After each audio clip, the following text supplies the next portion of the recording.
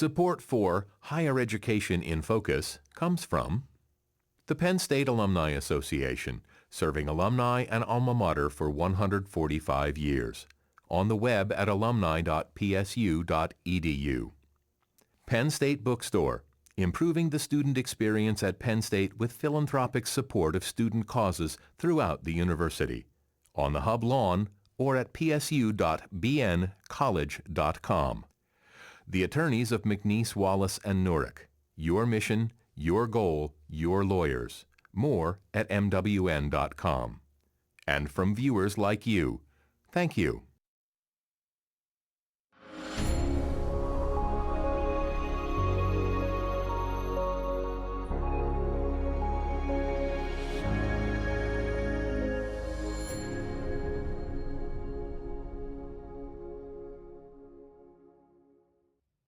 Welcome to Higher Education in Focus. I'm Patty Satalia with my co-host, Penn State President Eric Barron. The Penn State community recently received a message from its leadership about civility. The letter mentioned that every university faces times where differences of opinion can lead to incivility. It went on to state that reasonable people disagree, but we can disagree without sacrificing respect. While Penn State issued this letter, many other universities also issued their own pleas for civility. Why now? And who determines civil or polite behavior? Joining us to discuss this issue is Dr. Tom Hogan, Professor of Practice and Human Resource Management in the School of Labor and Employment Relations at Penn State. Among other things, Dr. Hogan's research and teaching interests include business ethics and corporate social responsibility. Thank you so much for joining us. Thank you for having me. A number of universities, from Penn State to Ohio University to the University of California at Berkeley, have all recently issued statements calling for civility on campus. I'll begin with you, Dr. Barron. What's behind these civility pleas? Why now? Well, I think, individual universities may be different, but it's kind of an accumulation of behaviors where you're watching someone proposed as a commencement speaker, and then you basically hear that there will be protests and the individual gets disinvited. Or you discover that here's a football player and he drops a pass, and the tweets that you get would blister your ears and don't seem to quite match up with the fact that you just dropped a pass. In our case, an election on a board of trustees where the individual said that they were really surprised and disheartened at how awful some of the things that were said to them about their position. So I think it's a whole group of behaviors, but for one reason or another, they seem like they're growing. What's been the reaction to the civility plea that you and Penn State leadership issued? Well, all over the map, I would say overwhelmingly very positive thank you. Every once in a while, someone coming up to me and saying, I've been quite uncivil, and you're right, I don't need to do that in order to get my point across. I know you're talking about me, and I was done wrong. Someone was done wrong, and I will be uncivil.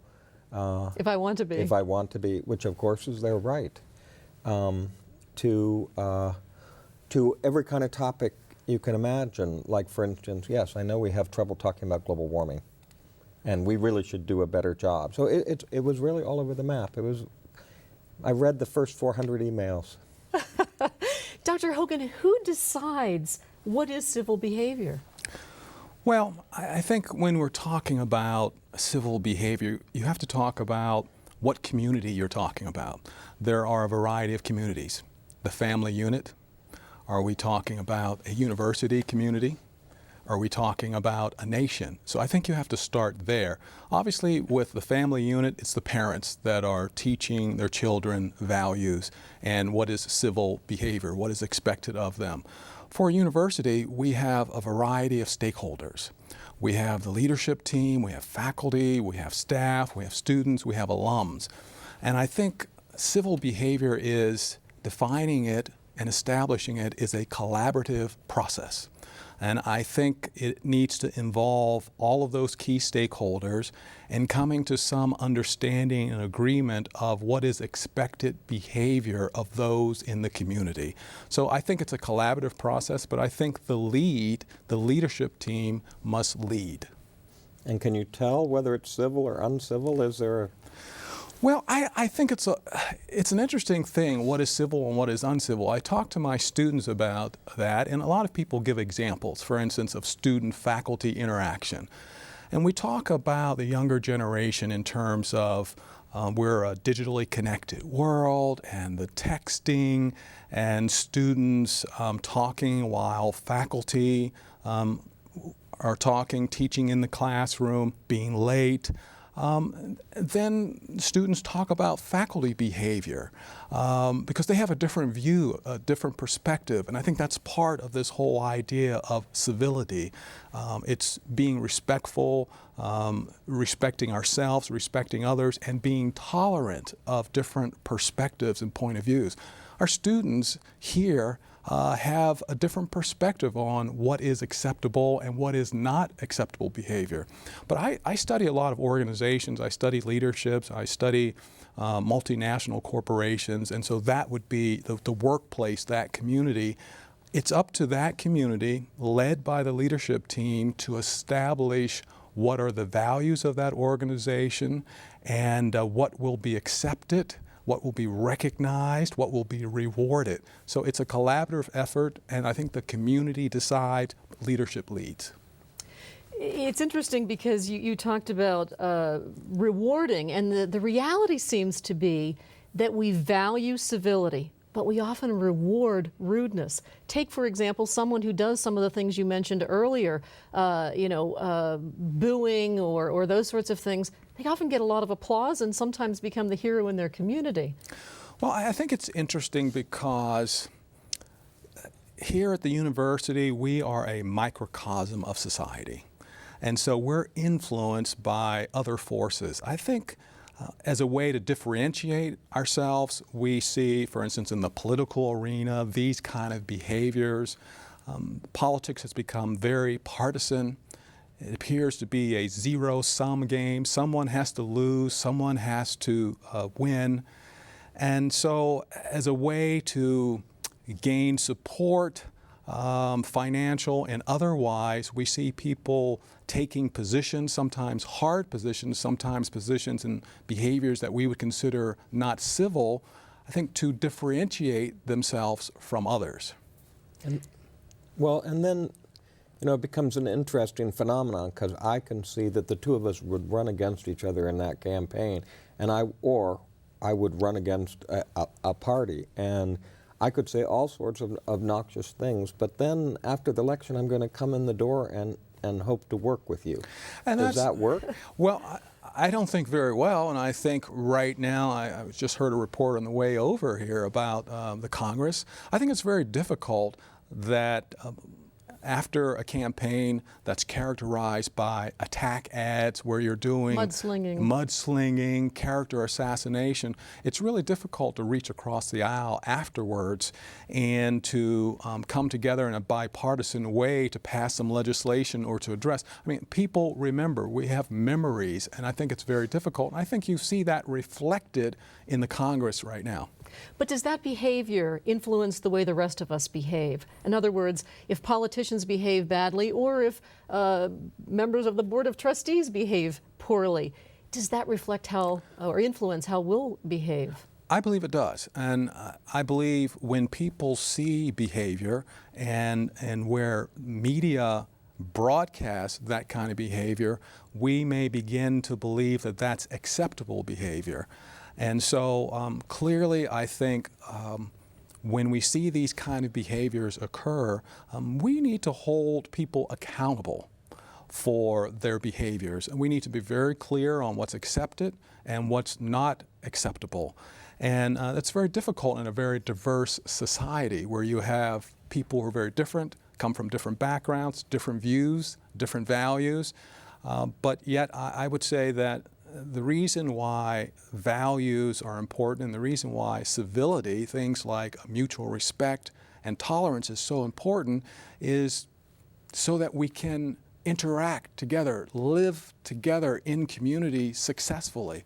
And so that's why it's important. Well, Dr. Barron, the Ohio University School of Nursing actually spells out, they define civility in their nursing student civility contract.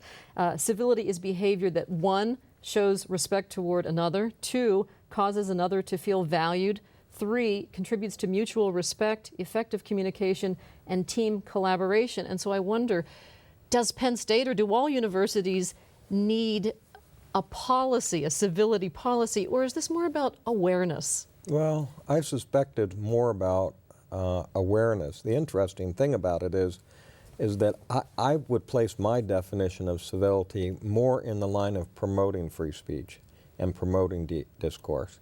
And when it moves to the point where actually you're stifling free speech. And of course, you know, that's the argument among many people. It is. Well, civility is a code word.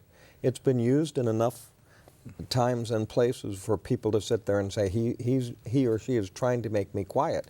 But in fact, I think you're seeing over and over again, whether a group gets shouted down or protested down or is attacked to a point in a way that is sufficiently unkind or without respect or however you want to say it, that it actually causes them to pull back. So some say that the civility that you're talking about is a prerequisite to free speech. Others say that it is this attempt to squelch free speech. Yeah, I think I'm a big free speech advocate.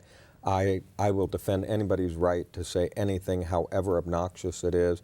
I would like to see people push back. I would like people to sit there and say, no, you actually ruined your argument. When you said it that way, 10,000 people ran to the other corner and they don't want to listen to you anymore, is my view. Well, I think I'm a huge advocate for freedom of speech. It's a cherished value in this country. It's interesting, though, when you look at the First Amendment, that all speech is not protected speech. So where you have speech that jeopardizes the common good, which is another factor of civility. For instance, recently an article in the newspaper about someone yelling that they had Ebola and they were on a plane. That person was arrested. That is inappropriate speech. There are lines. The old example they would give would be yelling fire in a crowded theater. So we can just update that now to the current crisis that we're dealing with. So there are limits to free speech. I'm an advocate of free speech, and I think sometimes people feel that when leadership tries to talk about civility, that frequently there's an attempt to control the conversation, to silence dissent, to silence the critics. And so we just have to be careful about how we position this topic. But I think most people want to feel respected. And one of the things that I study is I look at organizations. I'm very interested in human capital development and leadership. And certain buzzwords jump out anytime you talk to leaders of organizations. They are interested in things like, how can I improve productivity? And of course, if it's an in-civil workplace, there are studies that show that thousands of people are leaving the workplace, not necessarily saying the problem at my workplace was incivility, but that's why I've left. Well, yes, because think about this. If you don't feel respected, if you don't feel that you're a valuable member of the team, you don't get engagement. When you don't have employee engagement, you don't get creativity. If you don't have creativity, you don't get innovation and you don't get productivity. So there's an interlocking here. It all begins with how you are viewed as an individual. Am I a trusted, valuable member of the team? How you feel about the organization that you are part of. Well, the interesting thing is that we so often seem to be concerned about how our employees treat the customer, treat them with civility. But it seems, and correct me if I'm wrong, that there's less attention paid to how we treat our colleagues. Well, your point, Patty, is a good one. I think the first customer is the employee.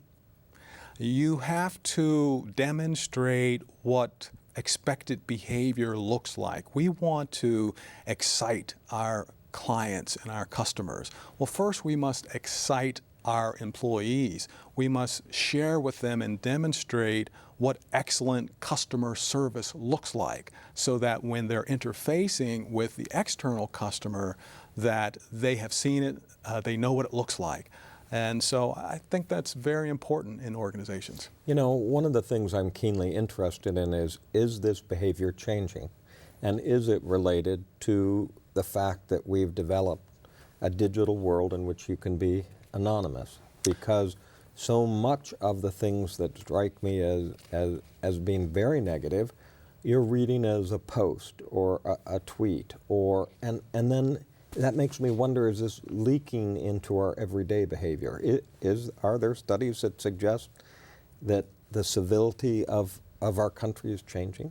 Well, if we look at this from a macro perspective, I believe that change is a constant. Some experts say that change is accelerating. So we should expect that over time, values are going to change. And the definition of what civility means to new generations is going to be different. It's very interesting if we think about social media and how that impacts us. I do not believe that social media is the cause for increased acts of incivility. Mm-hmm. I believe it's a contributing factor, but it is not the cause. Here's what I would argue. I would argue that prior to the internet, we had things like bullying, character assassination, gossiping going on, way before the internet was ever created. That's about human beings. That's about us and our behavior. The internet and social media is a very efficient and effective enabler of that occurring. And so I see technology as an enabler. It is the people behind the technology, the users, that should be held accountable. And yes, when people see acts of incivility on TV, in the media, posts and the like, that they may interpret that that's acceptable behavior. The co-founder of the Civility initiative at Johns Hopkins University, which is more than 15 years old, which surprised me, he says that we are today both ruder and more civil than in times gone by. And what he meant by that, he used as an example a pregnant woman. He said, today, if she got onto a bus, people probably wouldn't stand up and give her their seat. But in the workplace, she's treated with respect. I thought that was interesting. He also went on to say that part of, you were talking about the internet, but the other part that's fueling this incivility, he says, is this radical informality. We don't call people Mr. We're on a first name basis. Dress down Friday is every day of the week. Do you think these things, Dr. Barron, contribute to it? You know, maybe. I don't know. I've heard so many things, but maybe it's by virtue of position. I've heard so many things that I haven't ever heard people say out loud to someone's face. And so I worry that there's an anonymous component here that contributes to this, as well as a facility component, that it makes us very efficient, that if I'm a rude person, I now have a wonderful opportunity to do it with abandon and perhaps get a lot of attention. But some of the things that I'm reading, my jaw would drop if I was sitting in a public setting and I looked at you and it came out of your mouth. So I don't know. There may be more than one component here, I think. Let me share a story with you regarding informality. So I was in my classroom teaching, class is over, my students are leaving. Students from the next class start to come in. I'm gathering my papers up to leave. A tall, white, gangly student comes in and says, "Hey, brother." Now, I could have been offended, but I'm a faculty member. My job is to be a role model, to understand that students are spreading their wings, they're experimenting, they're trying new things. My response was, "It's Dr. Brother." So it's using humor to yeah. teach. But that's an example of the informality. And I would argue that that is not appropriate behavior. But we have to teach our students what is appropriate and what is not. And that changes depending on the community that you're talking about. So I like to say that key capabilities for our students to thrive in the workplace is to be adaptable, to be flexible and resilient. And part of that is having this skill set of knowing what is appropriate behavior in certain communities, what is not, and when they move into another community, being aware and being able to make the transition. And on that note, we're out of time, but really fascinating. Thanks so much for talking with us, Tom Hogan, who is a professor of practice in human resource management at Penn State. In just a moment, I'll talk one-on-one with President Barron about the 6 major topic areas he's been working to address this year and the new natural gas and petroleum program at Penn State. We'll be right back.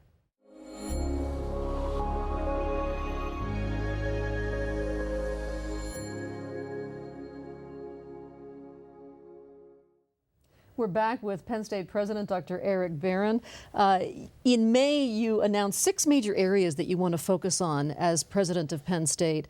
These are things that were driven by national conversations and are focused on making Penn State an excellent university. You've introduced 2 of them so far. Can you tell us something about what they are and where you are in achieving it? The first one I introduced was access and affordability, student access and affordability. And part of the key there is that we tend to focus on a tuition increase when we really should be focusing on making sure everybody graduates in a timely fashion. Doing that means that the money you've paid creates opportunities for jobs, and you're not borrowing too much money in the process.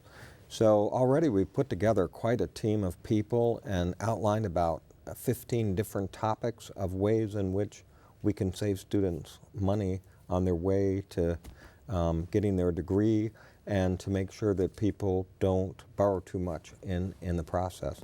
So I think we're going to see some real successes there. A second topic was economic development and student career success. And we've got about a 20-point plan. We're beginning to do portions of it to help promote innovation and taking ideas to the marketplace. It's also the focus of our request to the Pennsylvania legislature and governor. Instead of putting our hand out, we're saying, help us do more to drive the economy of the Commonwealth.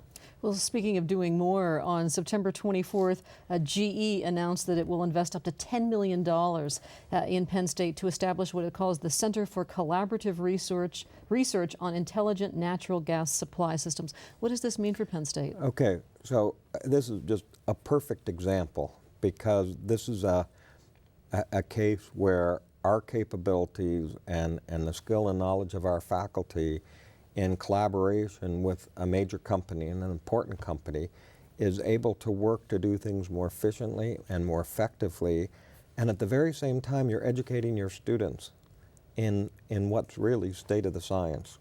And when you educate students in the state of the science and you're promoting these developments in corporations through these partnerships, then you're enabling your students to be placed right into those jobs that are being created by these new technologies and new processes. So it's a very exciting endeavor, and I hope we get to announce a lot of things like that. U.S. News & World Report released its 2015 Best Colleges rankings, and Penn State ranked 14th among national public universities, and it ranked 48th overall among public and private institutions. There are some who say that this ranking is fun and it's interesting, but it doesn't mean that much. I'm wondering what you think of them. Okay, so I think within the rankings, there are a lot of things that are very important. I mean, it's very important to me that our students are graduating. It's very important to me that our students are graduating despite what they look like or despite what their economic background is like. So there are a lot of metrics, I would say, that are valuable that we need to be paying attention to. There's some maybe a little less valuable. How much money do you spend per student, as opposed to how efficiently do you spend that money per student? Okay, so often administrators pick and choose. If you step back and say, what's the important, you discover that particularly families and students that are bright and are very likely to be successful, the number one thing they look at is rankings of the university. And we know also that So it's important to the public and their perception of the university. And also to employers. You discover over and over again that it's easier to be employed out of a top-ranked university than it is to be employed for one that's not. With just a couple of seconds, can you comment on the fact that enrollment at Penn State is actually up, not just here at University Park campus, but also throughout the Commonwealth system? Everything you look at this university suggests excellence. The rank does, the amount of research funding, and I think this is a great source of jobs. Wonderful, that's why the numbers should go up. All right, and on that note, we are out of time. Thank you so much to our guest, Tom Hogan, Professor of Practice and Human Resource Management at Penn State.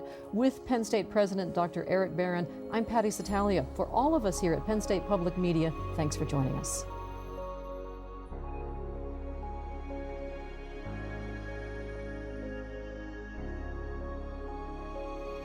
Support for Higher Education in Focus comes from the Penn State Alumni Association, serving alumni and alma mater for 145 years. On the web at alumni.psu.edu. Penn State Bookstore, improving the student experience at Penn State with philanthropic support of student causes throughout the university. On the Hub lawn or at psu.bncollege.com. The attorneys of McNeese, Wallace, and Nurek. Your mission, your goal, your lawyers. More at mwn.com. And from viewers like you, thank you.